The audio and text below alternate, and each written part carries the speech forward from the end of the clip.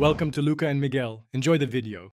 In this video, I will explain how to study math from scratch. Begin by solidifying your understanding of basic arithmetic. Focus on addition, subtraction, multiplication, and division. Practice your multiplication tables until they are second nature, perhaps up to 12 times 12. Then, move on to grasping fractions and decimals, learning how to convert between them seamlessly. This strong foundation is crucial for all future math concepts.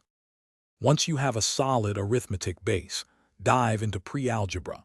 This involves understanding positive and negative numbers and how they interact in operations. Next, introduce yourself to variables and learn to solve basic one-step equations. A key concept here is the order of operations, often remembered by PEMDAS or BODMAS, ensuring you solve problems in the correct sequence. Consistent practice is vital for these steps. With algebra basics under your belt, explore fundamental geometry. Learn about common shapes like squares, circles, and triangles, understanding their properties and how to calculate their areas and perimeters. Crucially, start developing your problem-solving skills. Apply the math you've learned to real-world situations and practice solving word problems. This helps you translate everyday challenges into mathematical solutions, building confidence. As you build confidence, you can progress to more advanced topics.